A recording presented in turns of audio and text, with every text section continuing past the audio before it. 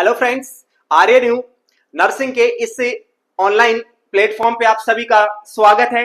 आज हम पढ़ने वाले हैं पीडियाट्रिक का एक बहुत ही शानदार टॉपिक जिसका नाम होने वाला है जॉइंडिस। एक जॉइंडिस ये एक डिजीज पोर्शन में पढ़ेंगे हम पीडियाट्रिक में, और ये बहुत ही इंपॉर्टेंट पोर्शन होने वाला है क्योंकि जॉइंडिस में से एक दो क्वेश्चन आप ये मान के चलो कि हर एग्जाम में पूछे जाते हैं। तो ये कहीं ना कहीं अपने लिए एक इंपॉर्टेंट हो सकता है कि जॉइंडिस से यहाँ पे कोई क्वेश्चन आएगा और हमारा कहीं ना कहीं एग्जाम में हेल्प करेगा। ठीक है, तो सबसे पहले तो हम देखना चाहेंगे, सिंपल सिंपल चीजें देखना चाहेंगे कि जॉइंडिस होता क्या है। तो जॉइंडिस को हम दूसरे नाम से बोल सकते हैं।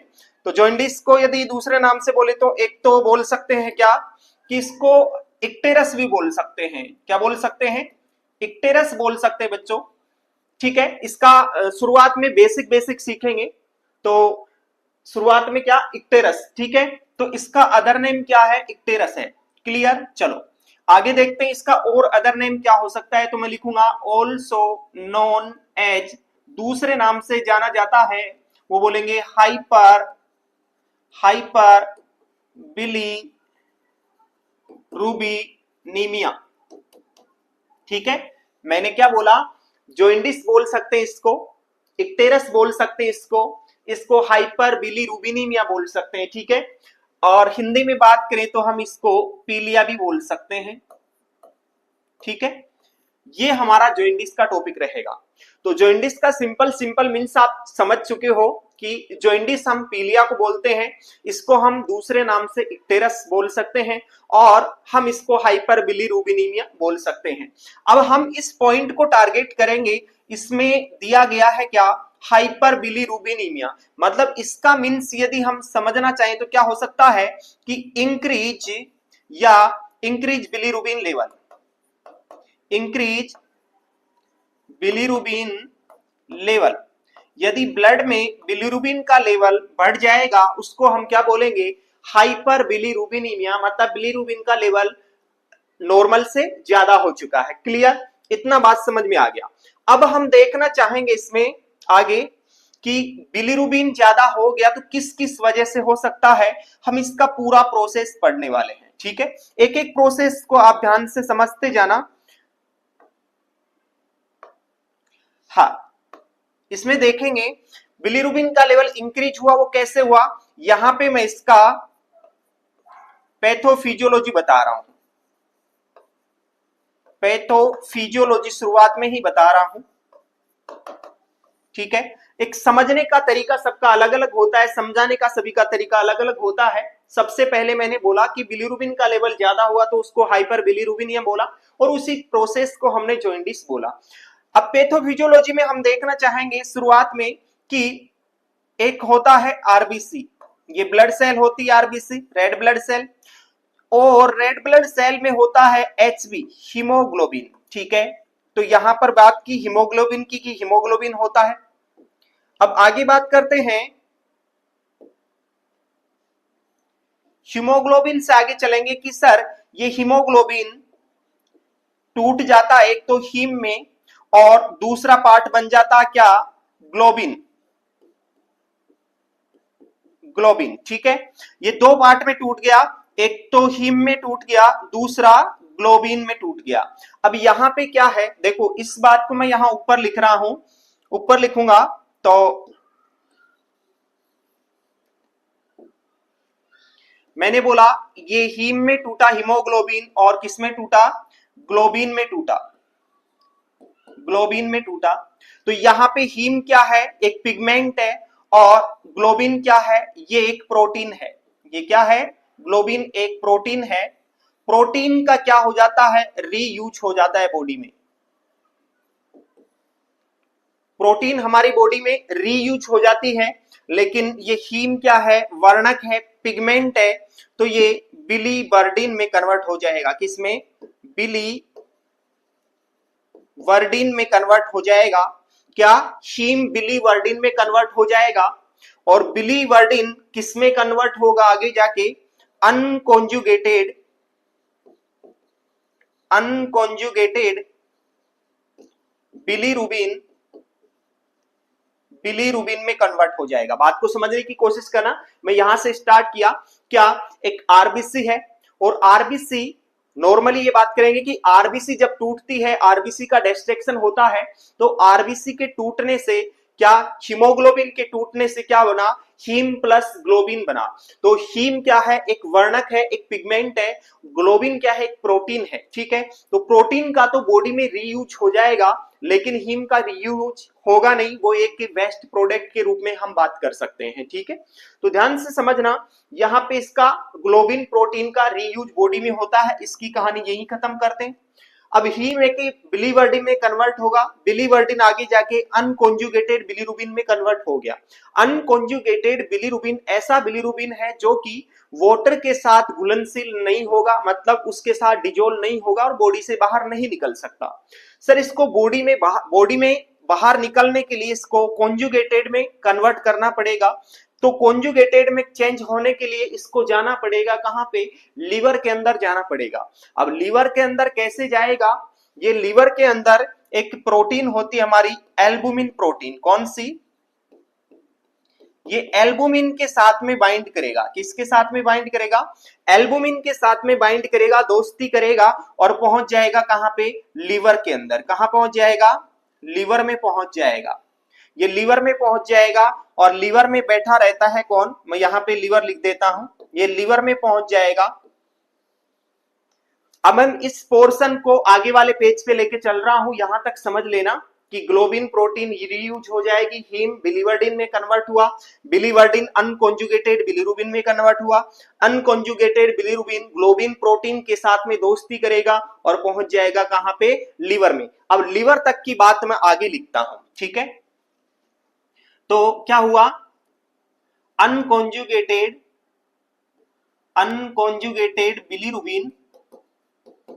बिलीरुबिन कहां पे पहुंच गया है, लीवर के अंदर पहुंच गया है। किसके साथ बाइंड होके, किसके साथ दोस्ती करके, दोस्ती की उसने एल्बुमिन प्रोटीन के साथ में दोस्ती की और लीवर में पहुंच गया। इतनी बात आपको समझ में आ चुकी है। अब लीवर में बैठे हैं भाई साहब क्या, ग्लूकोर्निल ट्रांसफरेज एंजाइम,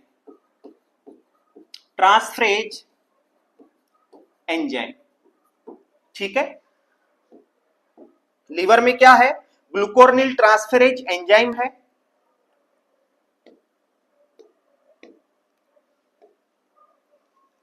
लीवर में क्या है, ग्लूकोर्निल ट्रांसफरेज एंजाइम है, ठीक है।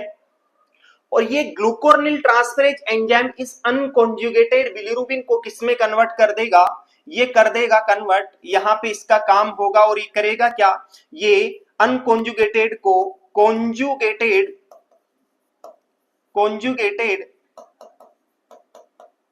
बिलीरुबिन में कन्वर्ट कर देगा। क्या कर देगा, ये अनकॉन्जुगेटेड बिलीरुबिन को कॉन्जुगेटेड में चेंज कर देगा। सर कौन कर देगा, तो आपको बताना होगा कि ग्लूकोर्निल ट्रांसफरेज एंजाइम इसको कन्वर्ट कर देगा। मतलब एक सबसे बड़ा रोल मान सकते हैं, क्वेश्चन डायरेक्ट आएगा कि unconjugated bilirubin converted in conjugated bilirubin in the liver by the presence of या due to the presence of glucoronil transferase enzyme। बात समझ में आया आपको, ठीक है। तो ये एक इंपॉर्टेंट अपना क्वेश्चन हो सकता है, क्वेश्चन मार्क डाल सकते हैं कि ग्लूकोरोनिल ट्रांसफरेज एंजाइम एक इंपॉर्टेंट कंसर्न रहने वाली है यहाँ पे। चलो आगे बात करते हैं। अब ये कॉन्जुगेटेड बिलीरुबिन लीवर के अंदर कॉन्जुगेटेड में चेंज हो गया, अब आगे जाके क्या होगा वो देखते हैं, इसकी कहानी आगे जाके क्या होगा। आगे जाके होगा क्या, ये कॉन्जुगेटेड बिलीरुबिन है, लीवर से बाहर आएगा, तो दोस्ती करेगा किसके साथ में, बाइल के साथ में दोस्ती करेगा और बाइल के साथ में दोस्ती करके ये बाहर आ जाएगा। बाहर कहां पे आने की कोशिश करेगा, ये बाहर इंटेस्टाइन में आने की कोशिश करेगा। कहां पे आने की कोशिश करेगा, इंटेस्टाइन में आने की कोशिश करेगा। किसके साथ मिलके, बाइल के साथ में दोस्ती करेगा और बाहर आ जाएगा। इतना बात समझ में आया आप सभी को। चलो आगे बात करते हैं, इंटेस्टाइन में आएगा तो इंटेस्टाइन में प्रेजेंट होता है बीटा ग्लूकोर्निडेज एंजाइम, बीटा ग्लूकोरनिडेज एंजाइम, ठीक है, ये अलग है एंजाइम और ये अलग है, ठीक है। अब क्या होगा, बीटा ग्लूकोरनिडेज एंजाइम इंटेस्टाइन में है, ये क्या करेगा, देखो इंटेस्टाइन से कुछ तो क्या हो जाएगा, ये बिलीरुबिन है, बिलीरुबिन क्या हो जाएगा, बॉडी से एक्सक्रीट हो जाएगा, एक्सक्रीट हो जाएगा। किस किस वे में एक्सक्रीट हो जाए, मैं ऊपर लिख रहा हूं, ये स्टूल के द्वारा एक्सक्रीट हो जाएगा और दूसरा मैं बोल सकता हूं यूरिन के द्वारा एक्सक्रीट हो जाएगा। यदि ये स्टूल में एक्सक्रीट होगा उसको बोलेंगे स्टरकोबिलिन, स्टरकोबिलिन, और यदि यूरिन के साथ एक्सक्रीट होगा तो उसको बोलेंगे यूरोबिलिनोजन। बात को समझने की कोशिश करना फिर से, मैंने क्या बोला कि इंटेस्टाइन में पहुंच गया, इंटेस्टाइन में कौन पहुंचा, अनकॉन्जुगेटेड बिलीरुबिन पहुंचा। अनकॉन्जुगेटेड बिलीरुबिन इंटेस्टाइन में बाइल के साथ में बाइंड होके पहुंच गया। इंटेस्टाइन में क्या है, बीटा ग्लूकोरनिडेज एंजाइम है। बीटा ग्लूकोरनिडेज एंजाइम का क्या काम है वो भी देखेंगे, ठीक है। इसमें क्या होगा कि सर इंटेस्टाइन में जो पहुंचेगा maximum portion of bilirubin excrete हो जाएगा थ्रू द यूरिन और स्टूल, ठीक है।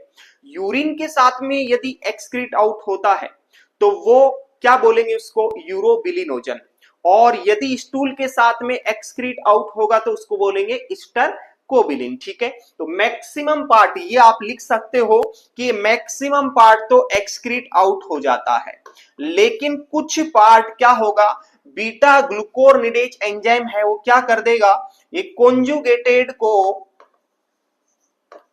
कॉन्जुगेटेड बिलीरुबिन को कन्वर्ट कर देगा अनकॉन्जुगेटेड बिलीरुबिन में।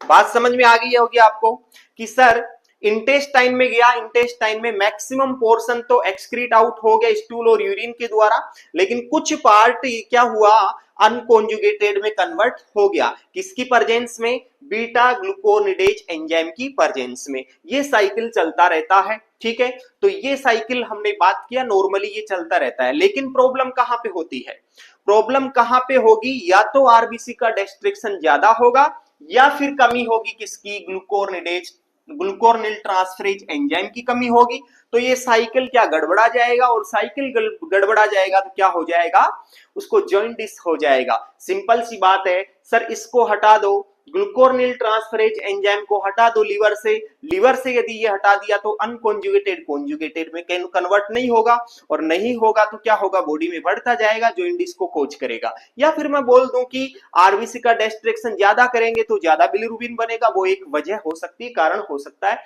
ये एक फिजियोलॉजी थी और समझने की बात थी कि जॉइंटिस कैसे हो सकता है, हमारी बॉडी में कैसा नॉर्मल साइकिल चलता है, ये बात हमने की।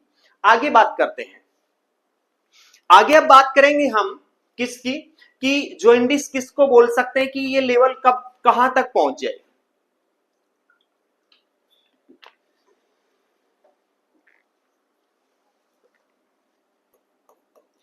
यदि यहां पे बात करेंगे unconjugated bilirubin more than 5 mg/dl हो गया, ठीक है, पहली कंडीशन, एक कंडीशन। दूसरी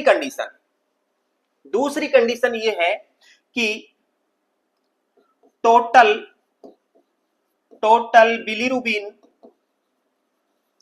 बिलीरुबिन लेवल जिसमें हो सकता है क्या, कॉन्जुगेटेड प्लस अनकॉन्जुगेटेड दोनों मिलके हो जाएंगे मोर देन 12 mg/dl। तीसरी कंडीशन है, यदि प्री टर्म की बात करें, ये टर्म की बात हो गई दोनों, यदि प्री टर्म की बात करें उसमें हो जाएगा bilirubin level more than 15 mg/dl। तीनों ही कंडीशन क्या कहलाएंगी, जॉइंटिस कहलाएंगी। जॉइंडिस कहलाएंगी। बात को समझने की कोशिश करना। यदि अनकॉन्जुगेटेड का 5 mg से ज्यादा लेवल हो गया बिलीरुबिन का, यदि टोटल बिलीरुबिन का लेवल मोर देन 12 mg पर डीएल हो गया, यदि मैं बात करूं कि प्री ट्रम में, जो ट्रम से पहले, टाइम से पहले बच्चा पैदा हुआ, उसमें मोर देन 15 mg पर डीएल बिलीरुबिन हो गया, तीनों ही कंडीशन में हम बोल सकते हैं उसको क्या हो गया, जॉइंडिस हो चुका है। उस कंडीशन में हम बात करेंगे कि उस बच्चे को जॉइंडिस हो चुका है। चौथी कंडीशन सबसे ही इंपॉर्टेंट है, क्या, यदि if bilirubin, total bilirubin level, if total bilirubin level more than 20 mg पर डीएल, यदि ये 20 mg पर डीएल से ज्यादा हो गया, फोकस करने की जरूरत है। बहुत बार यहां से क्वेश्चन पूछा गया है और पूछने की संभावना भी बनती है। तो मोर देन 20 mg पर डीएल से ज्यादा हो जाएगा, उस कंडीशन में ये ब्लड ब्रेन बैरियर को क्रॉस करेगा, ब्लड ब्रेन बैरियर को क्रॉस करेगा और पहुंच जाएगा कहां पे, ब्रेन में पहुंच जाएगा। कहां पे पहुंच जाएगा, ब्रेन में पहुंच जाएगा और अफेक्ट करेगा किसको, ये ब्रेन को अफेक्ट करेगा। किसको अफेक्ट करेगा, ब्रेन को अफेक्ट करेगा, जिससे वहां पे देखने को मिलेगा क्या, बिलीरुबिन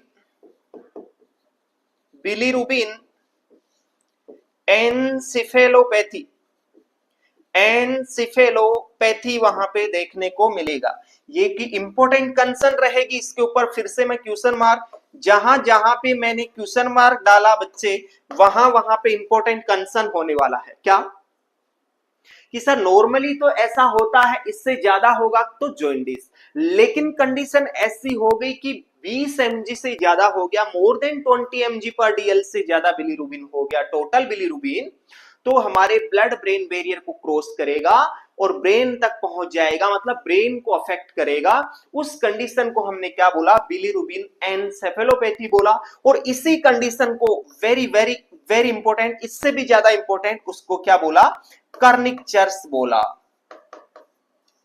कर्निक्चर्स बोला, ठीक है, इसको कर्निक्चर्स बोलते हैं। कोई पूछ ले व्हाट इज कर्निक्चर्स, कर्निक्चर्स क्या है, तो आपको बोलना होगा मोर देन 20 mg पर डीएल से ज्यादा यदि बिलीरुबिन हो गया, उसको कर्निक्चर्स बोलेंगे या ब्रेन एनसेफेलोपैथी बोलेंगे। ये एक इंपॉर्टेंट कंसर्न रहेगी। और सर यदि यहां पे ऐसा हो जाता है तो इसी कंडीशन में हम क्या करेंगे, एक्सचेंज ब्लड ट्रांसफ्यूजन करके चलेंगे। बात समझ में आ गई होगी। एक्सचेंज ब्लड ट्रांसफ्यूजन करेंगे, ईबीटी जिसको बोल सकते हैं शॉर्ट में, क्या बोलेंगे शॉर्ट में, ईबीटी, एक्सचेंज ब्लड ट्रांसफ्यूजन, जो कि नेगेटिव ब्लड ग्रुप वाले पर्सन से करते हैं। ठीक है, आगे हम बात करेंगे मैनेजमेंट में, तो डिटेल से बात करेंगे। तो इतना ही समझो कि नॉर्मल लेवल कितना होता है, ये इससे कम होगा, मोर देन 5 mg से ज्यादा होगा, टोटल मोर देन 12 से ज्यादा होगा, और टोटल मोर देन 15 ये प्रीटर्म में रहेगा। इससे ज्यादा यदि होगा तो जॉन्डिस होगा। मोर देन 20 mg पर डीएल से ज्यादा होगा तो ब्रेन एनसेफेलोपैथी होगा, उसको कर्निक्चर्स बोल के चलेंगे। और उसमें मैनेजमेंट एक्सचेंज ब्लड ट्रांसफ्यूजन करेंगे, और blood transfusion negative blood group वाले ब्लड ट्रांसफ्यूजन से हम उसको क्या करेंगे, ईबीटी करके चलेंगे। इतना बात आपको समझ में आया होगा। चलो आगे बात करते हैं कि सर इसके टाइप्स की बात करें या क्लासिफिकेशन की बात करेंगे, तो ये दो टाइप का होता है। एक तो होता है फिजियोलॉजिकल जॉइंडिस, फिजियोलॉजिकल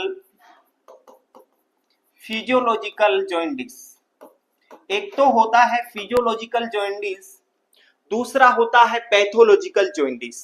सबसे ज्यादा ये मोस्ट कॉमन देखने को मिलता है, सबसे ज्यादा ये मोस्ट कॉमन देखने को मिलता है कौन सा, फिजियोलॉजिकल जॉइंडिस। पहली बात सर, इसमें जो बिलीरुबिन का लेवल होता है, बिलीरुबिन का लेवल लेस देन 15 mg/dl होता है, इससे कम होता है, इससे ज्यादा नहीं होता है। इससे ज्यादा बात करके चलेंगे तो हम पैथोलॉजिकल में बात करके चलने वाले हैं। चलो आगे बात करते हैं। ये बात करेंगे इसमें कि ये सर ये मोर देन 24 आवर्स के बाद होता है। मोर देन 24 आवर्स का मतलब आफ्टर बर्थ, आफ्टर बर्थ। ये भी एक अपने आप में, ये सभी क्वेश्चन मार्क हैं, ये सभी इंपॉर्टेंट कंसर्न है। मैं बोल रहा हूं कि आफ्टर बर्थ बच्चा यदि जन्म ले लेता है उसके 24 घंटे बाद में ये देखने को मिलता है। ठीक है, नेक्स्ट आप आगे बात करेंगे कि सर इसका पीक लेवल मोस्ट कॉमन ये देखने को मिलता है, मोस्ट कॉमन ये देखने को मिलता है 3 डेज पे, थर्ड डे देखने को मिलता है मोस्ट कॉमन। ये भी क्वेश्चन बनता है, इंपॉर्टेंट, आपकी बुक में मिल जाएगा, प्रीवियस एग्जाम में भी पूछा गया क्वेश्चन है। ये तो ट्रम की बात होती है कि ट्रम में तीसरे दिन तक मैक्सिमम चांस है कि तीसरे दिन पे हो जाएगा। सर यदि प्री ट्रम की बात करेंगे, तो प्री ट्रम में 5th डे ये सबसे ज्यादा होता है। ऐसा माना जाता है कि 5वें दिन प्री ट्रम में ज्यादा चांस है होने के। ये सब इंपॉर्टेंट कंसर्न है आपकी। आगे बात करेंगे, ये जो फिजियोलॉजिकल जॉइंटिस है वो क्यों होता है, वो होता है इमैच्योर हिपेटिक सेल इमैच्योर होने की वजह से। हिपेटिक सेल का मतलब है लीवर की सेल्स इमैच्योर हैं, वो अपना काम पूरा नहीं कर पा रही हैं, वो मैच्योर नहीं है, तो वो अनकॉन्जुगेटेड को कॉन्जुगेटेड में कन्वर्ट करने में सक्षम नहीं है। ठीक है, तो इमैच्योर हिपेटिक सेल बोल सकता हूं। ठीक है, इमैच्योर बोल दिया, लीवर इमैच्योर बोल दो, बात एक ही है, लीवर इमैच्योर है, एक ही बात है, उसकी वजह से हो सकता है। ठीक है, तो ये सभी कारण मैंने बताए कि फिजियोलॉजिकल जॉइंटिस। अब मैं बात करूंगा कि सर इसमें no need of any treatment, कोई भी यहां पे ट्रीटमेंट की आवश्यकता नहीं है, ये सबसाइड हो जाता है, subside automatically with in 10 to 15 days, 10 से 15 दिन में ऑटोमेटिक ठीक हो जाएगा। तो ये सभी इंपॉर्टेंट कंसर्न रहेंगी, ये इंपॉर्टेंट कंसर्न है। थर्ड डे ट्रम में सबसे ज्यादा चांस है यहाँ पे होने के, प्री ट्रम में 5th डे सबसे ज्यादा चांस है। No need of any treatment any management, it automatically subside 10 to 15 days, 10 से 15 दिन में ऑटोमेटिकली सबसाइड हो जाएगा। ठीक है, ये होता है कौन सा जॉइंटिस, फिजियोलॉजिकल जॉइंटिस। ठीक है, आगे हम बात करेंगे पैथोलॉजिकल जॉइंटिस की।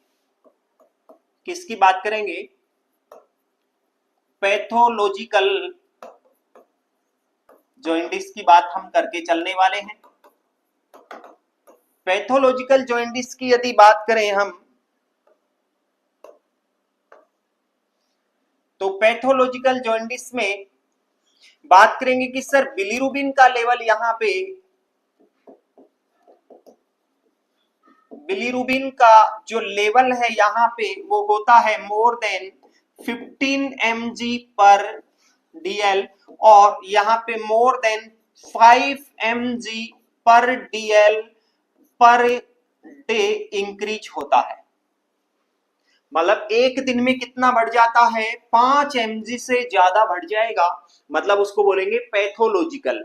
फिजियोलॉजिकल में लेस देन 5 mg/dl पर केजी बढ़ता है, इसमें 5 mg से ज्यादा एक दिन में बढ़ता है। ये एक पहचान है पैथोलॉजिकल और फिजियोलॉजिकल जॉइंटिस की।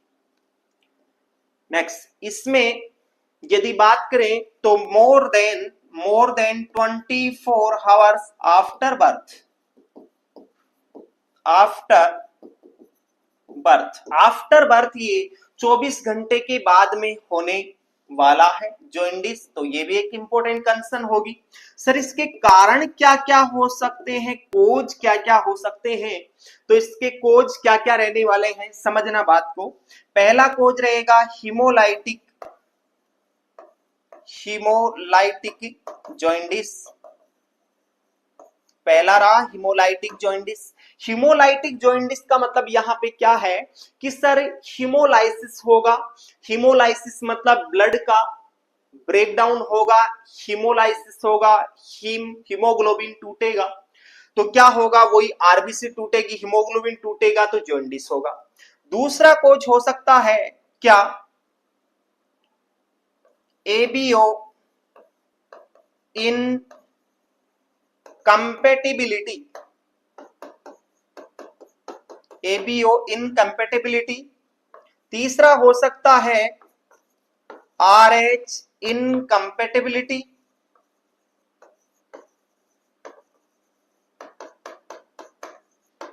ठीक है, नेक्स्ट हो सकता है G6PD डेफिशिएंसी,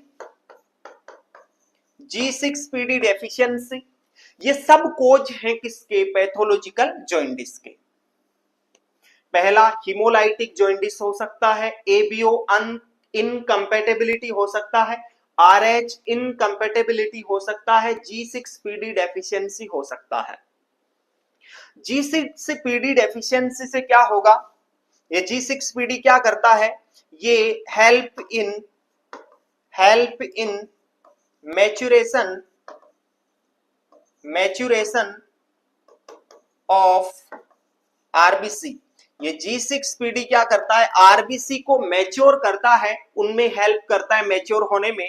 तो बात को समझना, यदि G6PD डेफिशिएंसी हो जाएगी तो आरबीसी मैच्योर नहीं हो पाएगी, और आरबीसी मैच्योर नहीं होगी तो इमेच्योर होगी तो जल्दी ब्रेकडाउन होगी तो बिलीवर्डिन ज्यादा बनेगा, बिलीवर्डिन ज्यादा बनेगा तो बिलीरुबिन भी ज्यादा बनेगा। तो ये प्रोसेस चलती रहती है। ये कारण है किसके, पैथोलॉजिकल जॉइंडिस के। सबसे इंपॉर्टेंट कंसर्न मोर देन 15 रहेगा, आफ्टर 24 आवर देखने को मिलता है, more than 5 mg per day increase हो जाता है। ये सभी कोज है, कारण है, मैंने बताया आपको।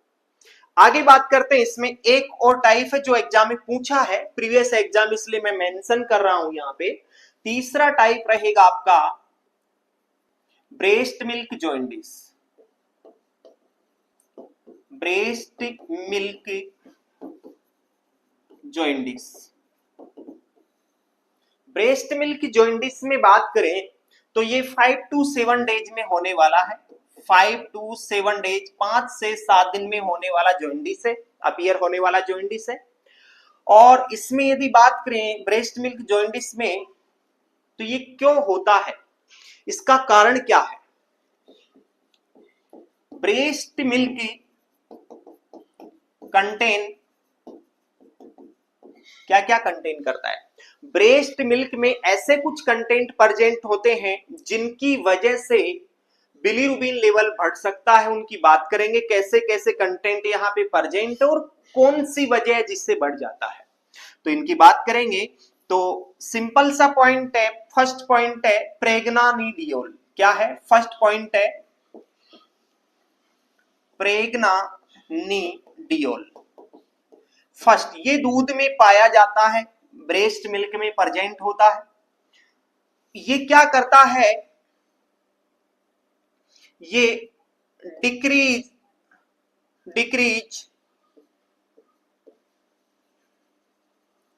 Production of glucuronyl transferase enzyme, decrease production of glucuronyl transferase enzyme. यदि प्रोडक्शन ग्लूकोर्निल ट्रांसफरेज का कम हो जाएगा लीवर में, तो कॉन्जुगेटेड में कन्वर्ट नहीं होगा, और कॉन्जुगेटेड में कन्वर्ट नहीं होगा तो बाहर भी नहीं निकल पाएगा। ठीक है, दूसरा पॉइंट वहां पे होता है फैटी एसिड। फैटी एसिड क्या करता है, decrease the functioning of decrease the functioning of या effectiveness of ग्लूकोर्निल ट्रांसफरेज एंजाइम। ठीक है, इसलिए क्या होगा, जॉइंडिस हो सकता है। और तीसरा मुख्य कारण क्या है यहां पे, बीटा ग्लूकोर्निडेज।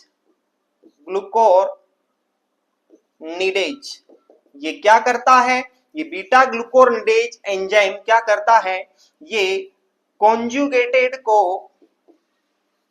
कॉन्जुगेटेड बिलिरुबिन को कन्वर्ट करता है अनकॉन्जुगेटेड में। तो समझो पूरी बातें।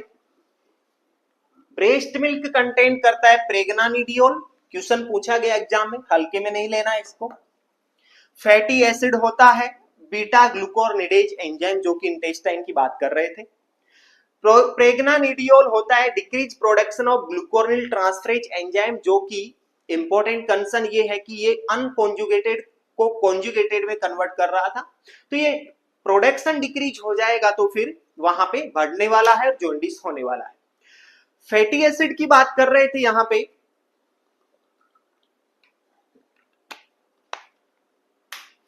तो फैटी एसिड में करेंगे बात क्या, डिक्रीज द फंक्शनिंग ऑफ या effectiveness of glucuronyl transferase enzyme, इससे भी क्या होगा, अनकॉन्जुगेटेड बढ़ जाएगा। बीटा ग्लूकोर्निडेज एंजाइम क्या करता है, कॉन्जुगेटेड को अनकॉन्जुगेटेड में चेंज करता है, जिससे कि क्या हो जाएगा, बढ़ जाएगा और जॉन्डिस हो जाएगा। ये तीन टाइप मैंने बात किया, physiological, pathological, breast milk jaundice सबसे इंपॉर्टेंट दोनों, पैथोलॉजिकल और फिजियोलॉजिकल दोनों रहेंगे। तो दोनों को अच्छे से अपने को पढ़ना है, जैसा मैंने बताया आपको। चलो आगे बात करेंगे कि सर यदि ऐसा होता है तो हम क्या करके चलेंगे, असेसमेंट करके चलेंगे। असेसमेंट यदि करते हैं तो वहां पे देखने को मिलता है कि sir yellowish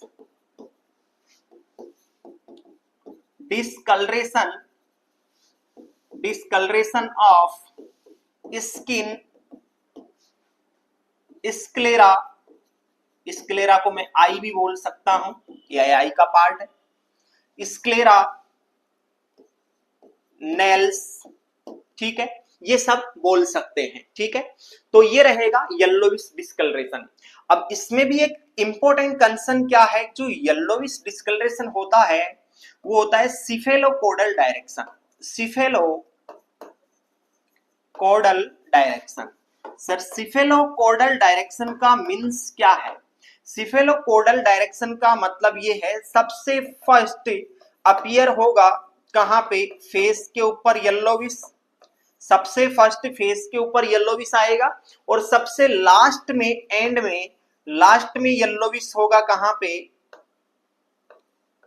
sol of feet,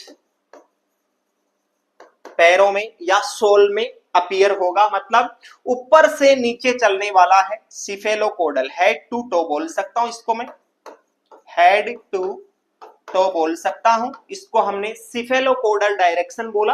ये इसको प्रोक्सिमो डिस्टल भी बोल सकते हैं, प्रोक्सिमो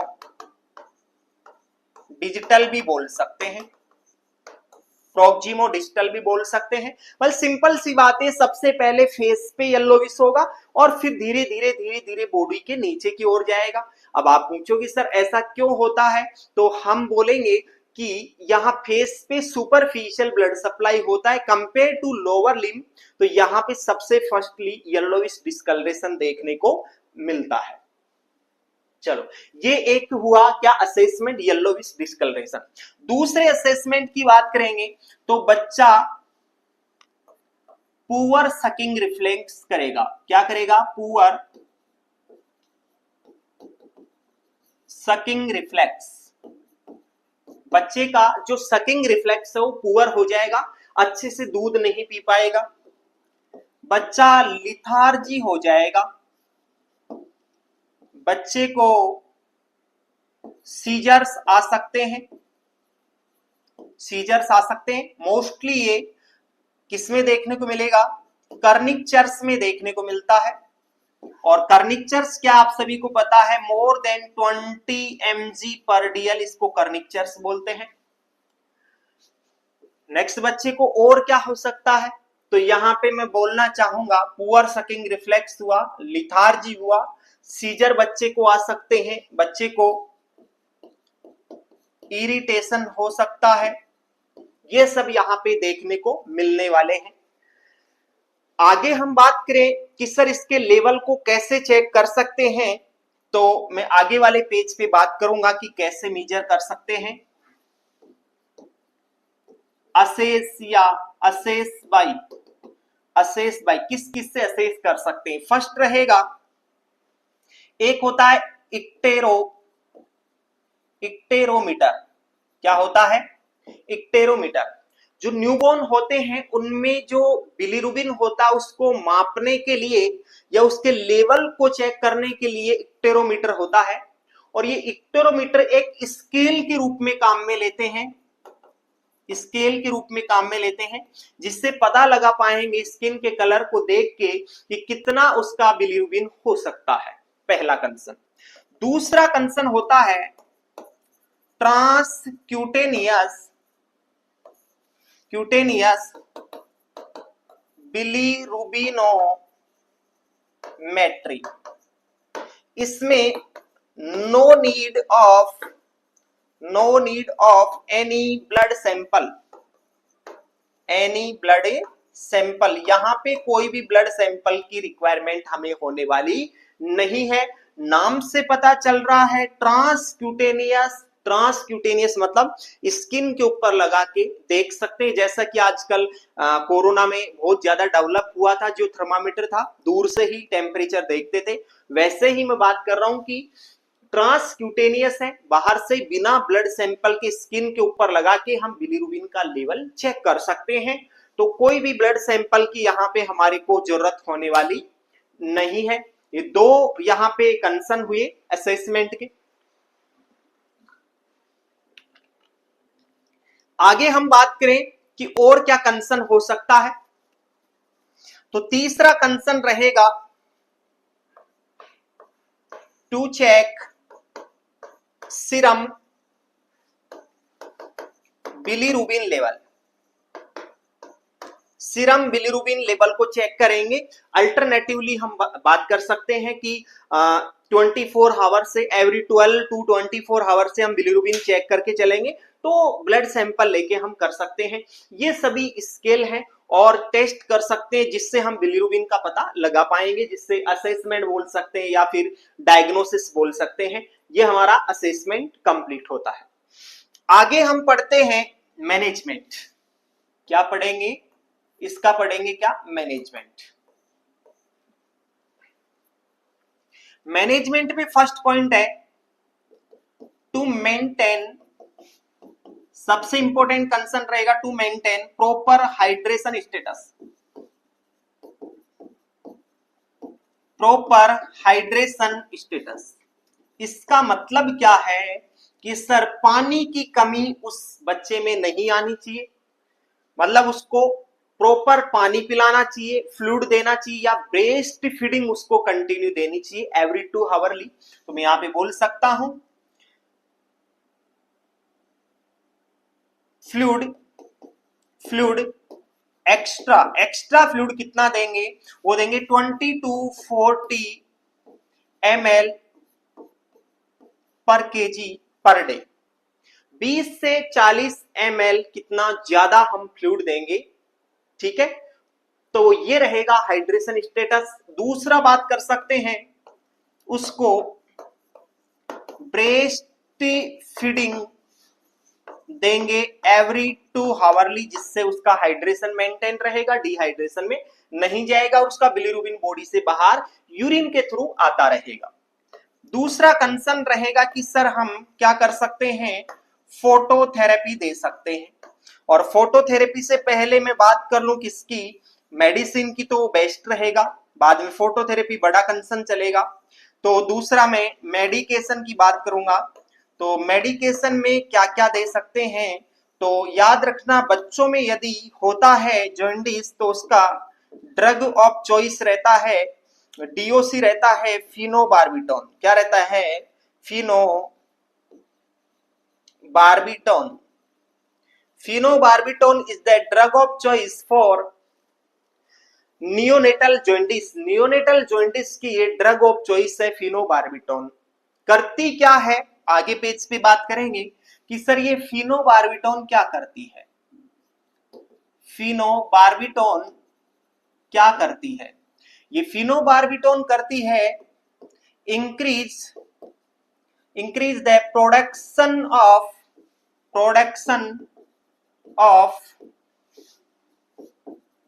ग्लूकोर्निल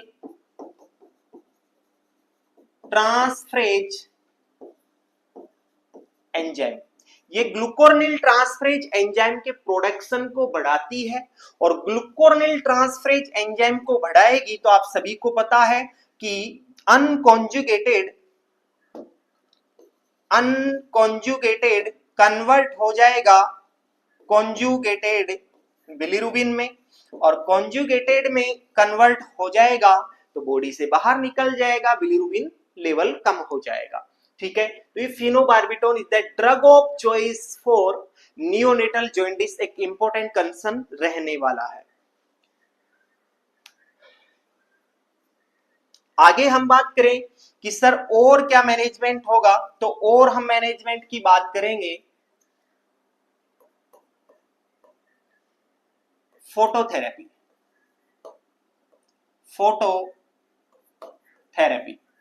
फोटोथेरेपी यदि हम देंगे तो इसका इंडिकेशन क्या है, फोटोथेरेपी कब दे सकते हैं? आप बोलोगे सर कितना बिलिरुबिन लेवल हो जाएगा कि हम उसको स्टार्ट कर देंगे फोटोथेरेपी?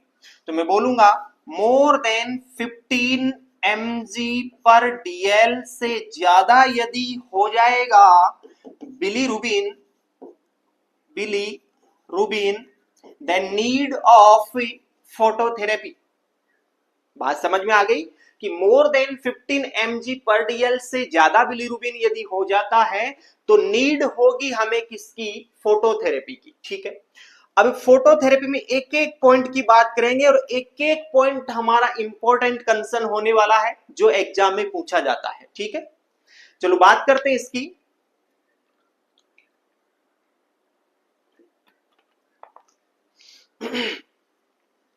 सबसे फर्स्ट पॉइंट रहेगा इसमें फोटोथेरेपी में कि सर इसमें जो लाइट यूज होती है वो होती कौन से कलर की? ब्लू कलर की लाइटें होती हैं। Question mark.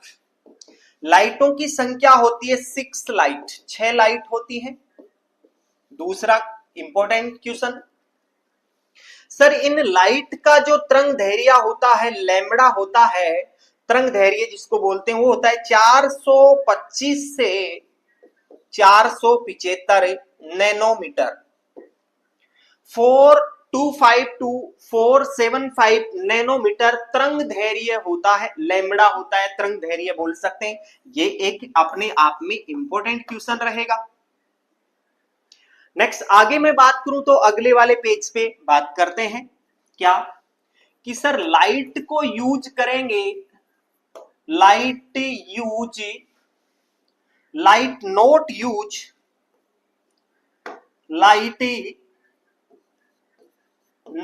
Use more than 2000 hours. इसका बात समझना कि सर एक जो लाइट होगी ब्लू लाइट, वो 2000 घंटे चलने के बाद में उसको डिस्कार्ड करके नई लाइट लगा देंगे, उस लाइट को हम काम में नहीं लेंगे। मतलब मोर देन 2000 आवर्स के बाद में उस लाइट को काम में नहीं लेना है, ब्लू लाइट को। Clear?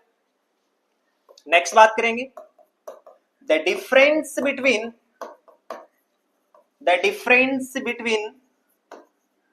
blue light and baby is 30 to 45 centimetre. Important question रहेगा ये भी कि सर ऊपर लाइट है, नीचे बेबी है, फोटोथेरेपी दे रहे हैं, तो उसका डिस्टेंस कितना होना चाहिए, लाइट कितना दूर होना चाहिए बेबी से?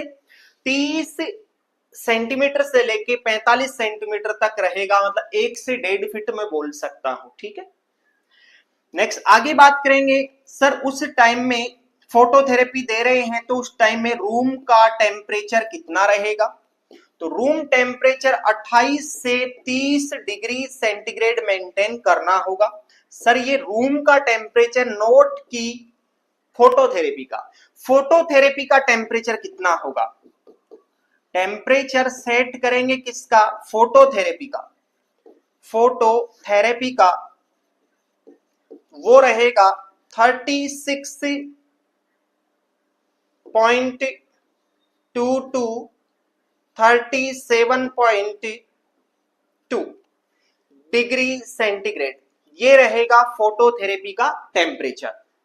याद रहे ये सभी इंपॉर्टेंट कंसर्न है, एक एक लाइन एक एक क्वेश्चन, वो भी इंपॉर्टेंट क्वेश्चन।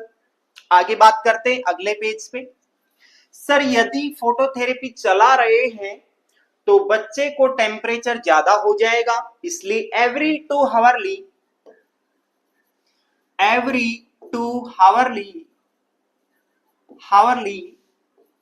चेक की बॉडी टेम्परेचर ऑफ बेबी के टेम्परेचर को चेक करेंगे एवरी 2 हावरली, नहीं तो उसका ज्यादा टेम्परेचर हो सकता है, बच्चे को दिक्कत हो सकती है।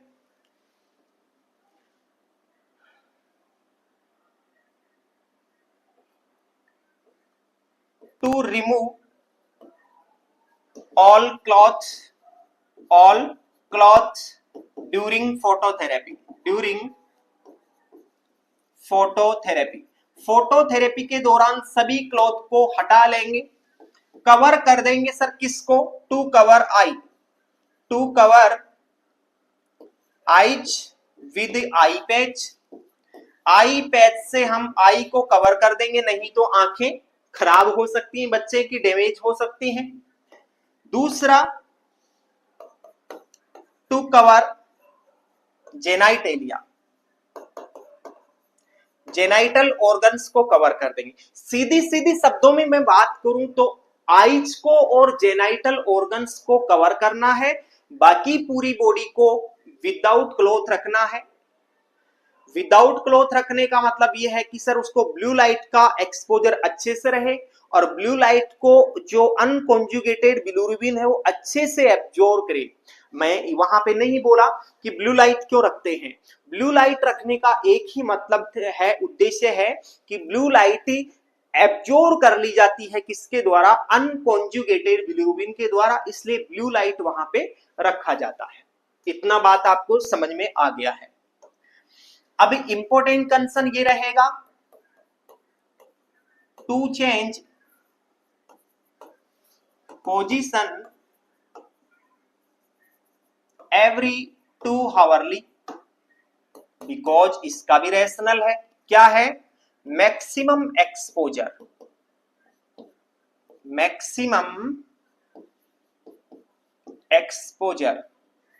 टू बॉडी को मैक्सिमम वो ब्लू लाइट मिले, ज्यादा लाइट मिले, पूरी बॉडी को लाइट मिले, तो इसलिए उसको चेंज करना है पोजीशन को एवरी 2 हावरली। बात समझ में आ गई? आगे बात करते हैं कंटिन्यू ब्रेस्ट फीडिंग। कंटिन्यू का मतलब यहां पे एवरी 2 हावरली है, हर 2 घंटे से ब्रेस्ट फीडिंग देना है बच्चे को। ऐसा नहीं कि फोटोथेरेपी देने के बाद देते टाइम में ब्रेस्ट फीडिंग नहीं करवाएंगे, यस करवाना चाहिए। नेक्स्ट आगे बात करेंगे phototherapy effective 24 to 48 hours. Phototherapy effective कब होगी? 24 घंटे से लेके 48 घंटे तक उसको कंटिन्यू फोटोथेरेपी देंगे, तब जाके वो इफेक्टिव होगी। वो अपना काम करना स्टार्ट करेगी कि बोल सकते हैं यहाँ पे उसका बिलिरुबिन थोड़ा बहुत चेंज हुआ होगा, कम हुआ होगा, फोटोथेरेपी ने अपना काम किया होगा, ऐसा हम बोल सकते हैं। आगे हम बात करेंगे फोटोथेरेपी के बारे में। तो बात कर सकते हैं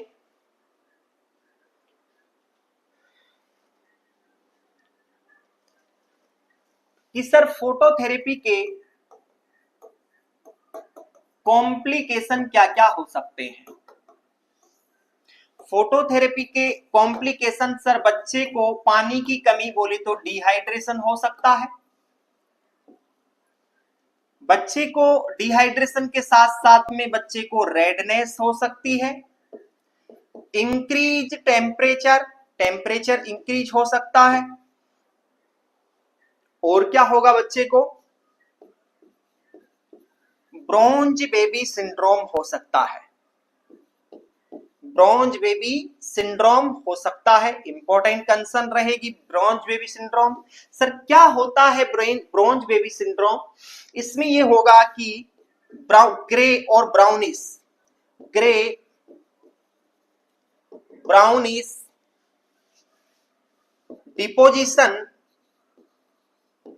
डिपोजिशन ऑन अंडर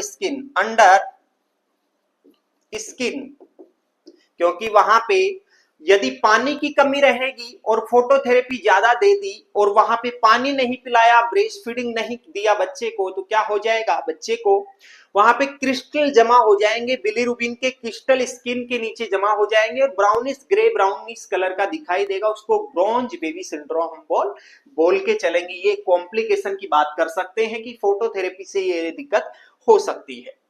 आगे हम बात करेंगे कि सर मैनेजमेंट में ही क्या करेंगे।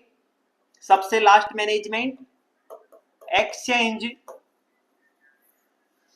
Blood transfusion. Exchange blood transfusion जिसको मैंने भी क्या बोला था, EBT, जो कि नेगेटिव ब्लड ग्रुप से करते हैं।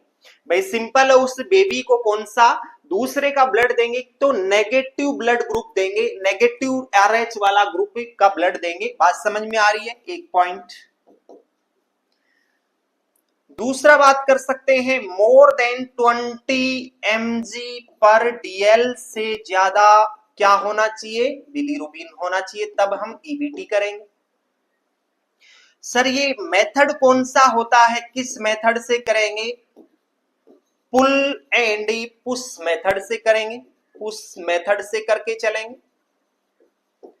पुल का मतलब पहले 20 ml निकाल लेंगे बच्चे का ब्लड और 20 ml फिर से नेगेटिव ब्लड दूसरा हम दे देंगे, फिर से 20 ml निकालेंगे, फिर से 20 ml उसको नेगेटिव ब्लड ग्रुप देंगे।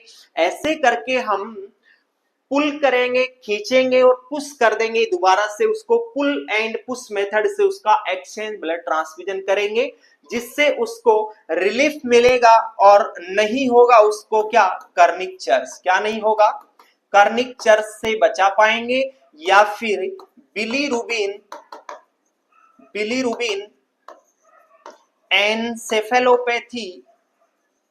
एनसेफेलोपैथी से बचा पाएंगे। यस, तो EBT करके चलेंगे। If bilirubin level more than 20 mg पर DL cause kernicterus and brain encephalopathy, then this time the management of neonatal jaundice या kernicterus is the EBT exchange blood transfusion.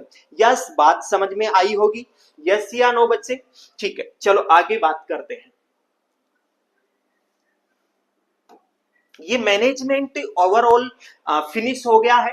कुछ एक दो सिंड्रोम है उनकी बात मैं करना चाहूंगा। एक होता है क्रीगलर नज्जर सिंड्रोम, क्रीगलर नज्जर सिंड्रोम। ये एग्जाम में पूछते हैं इसलिए मैं बता रहा हूं, इसी से रिलेटेड है। तो इसका मतलब क्या है मैं बोलूंगा, increase level of unconjugated bilirubin due to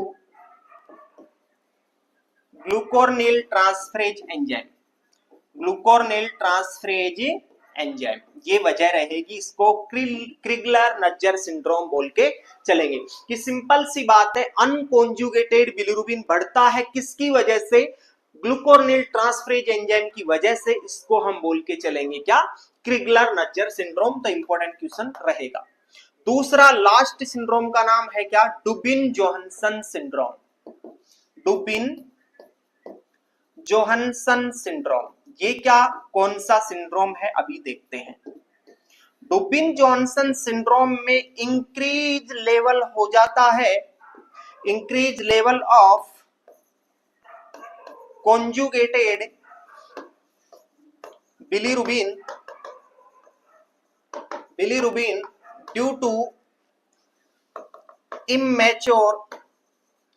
immature hepatocytes. इसको हम बोल के चलेंगे Dubin Johnson syndrome. Dubin Johnson syndrome is also known as, means इसका मींस क्या है कि the increase level of conjugated bilirubin due to the immature hepatocytes या इमेच्योर लीवर बोल सकता हूं। इसकी वजह से यदि होता है बिलिरुबिन का लेवल ज्यादा या जॉइंडिस, तो उसको बोलेंगे डुबिन जोहानसन सिंड्रोम। यस, तो ये यहीं पे फिनिश होता आज का अपना टॉपिक, जो बहुत ही शानदार एग्जाम के हिसाब से, एग्जाम के पॉइंट ऑफ व्यू से रहने वाला है और रहता है। प्रीवियस एग्जाम में बहुत सारे क्वेश्चन यहाँ से पूछे गए हैं और पूछे जाते हैं। तो मे बी ये वीडियो, ये क्लास आपके लिए बहुत ही बेनिफिशियल होगी। सो आज की क्लास को यहीं देते हैं विराम, फिर अपने अगली क्लास में मिलते हैं आपके साथ। तब तक सभी को धन्यवाद, थैंक यू।